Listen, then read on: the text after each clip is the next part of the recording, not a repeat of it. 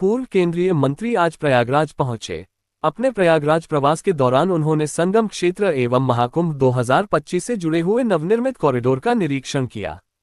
इस दौरान उन्होंने हो रहे विकास कार्यों की सराहना की और महाकुंभ 2025 में आने वाले श्रद्धालुओं के लिए एक अति विहंगम परिदृश्य की कल्पना करते हुए कहा कि यदि यह पूरा आयोजन पूर्ण रूप से सफल रहेगा और किसी भी प्रकार की कोई परेशानी नहीं होगी।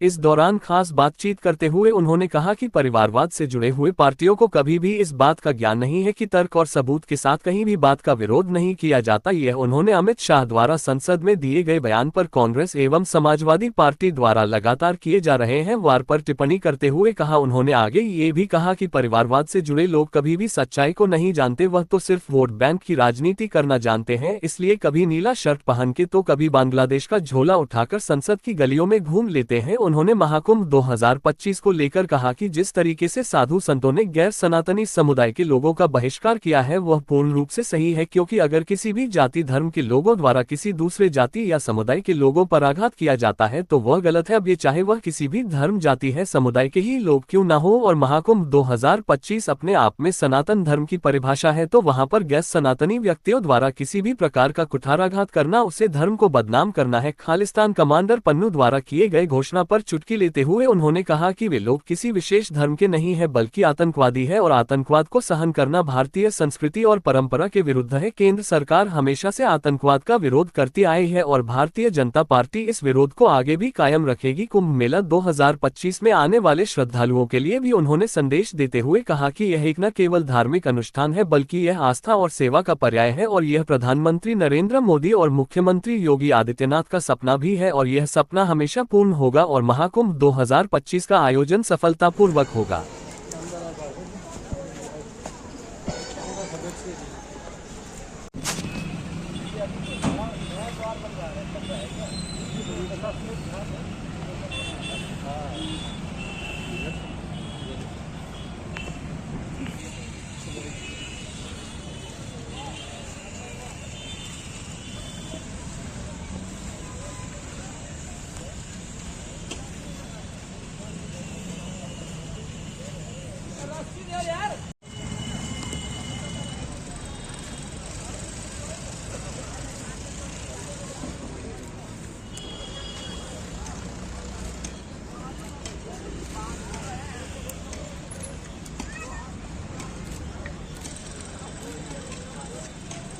ये जो है वो बहुत पुराना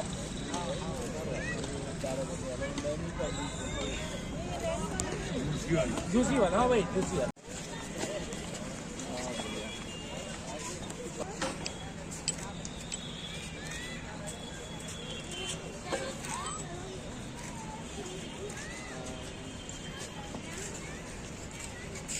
कल तो करेंगे।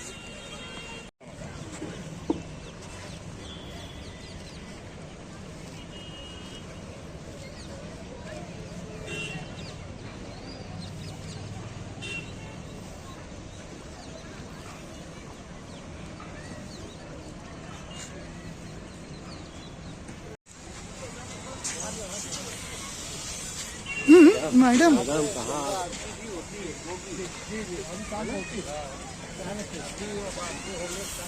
तो अमित शाह जी ने तर्कों और तथ्यों के साथ संसद के अंदर सारे विषय रखे और निश्चित तौर से जो उस समय जो परिवार तंत्र है, परिवार तंत्र का जो की अराजकता है, अलोकतांत्रिक जो उनकी इतिहास है और तानाशाही है, उस पर ज़रूर चोट हुई और जब चोट होगी तो चीख निकलेगी, ये स्वाभाविक है।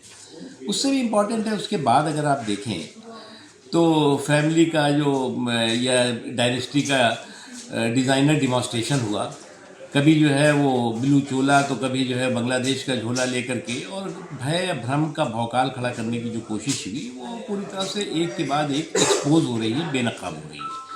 क्योंकि हमारा मानना है कि भारतीय जनता पार्टी की जो समावेशी सोच है, सर्वस्पर्शी सोच है, दीनदयाल उपाध्याय जी की सोच है, डॉक्टर अंबेडकर की सोच है, उसका किसी उसका प्रमाण पत्र किसी से लेने की ज़रूरत भारतीय जनता पार्टी को नहीं है। सर, आप प्रयागराज आए हैं और आप अब कुंभ मेले की भी आप भ्रमण करेंगे।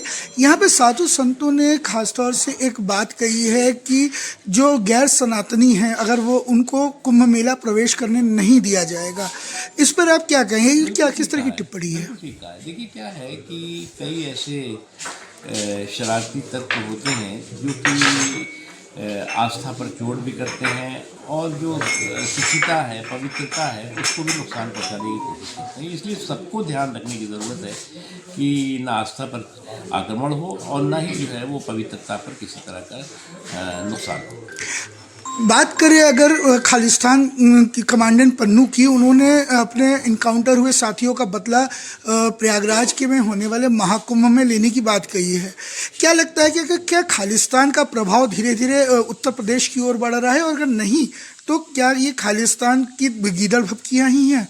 देखिए मुझे क्या लगता है कि ये पानी के बुलबुले हैं और इस तरह का जो माहौल खड़ा करने की कोशिश करते हैं, चाहे इनके यहाँ पे हो लोग हों और चाहे इनके विदेशी आका हों, उनको इस बात को समझना चाहिए कि ये देश ऐसे लोग जो लोग की देश के लोगों की और देश की सुरक्षा के लिए किसी भी तरह की चुनौती पैदा करने की कोशिश करेंगे वो धूल चुकी। महाकुंभ को लेकर आप देशवासियों को संदेश? देखिए महाकुंभ जो है वो न केवल भारत के लिए बल्कि पूरे दुनिया के लिए जो है वो एक आदर्श है और इस बार जो है वो कई महत्वपूर्ण जो है वो पहलुओं के साथ ये महाकुंभ हो रहा है। पूरी मजबूती के साथ तैयारी भी दिखाई पड़ रही है और मैं मानता हूँ कि सफल होगा। जो श्रद्धा के साथ लोग आएंगे वो सफलता के साथ उसको महाकुंभ में अपना दर्शन कर सकेंगे, काम कर सकेंगे।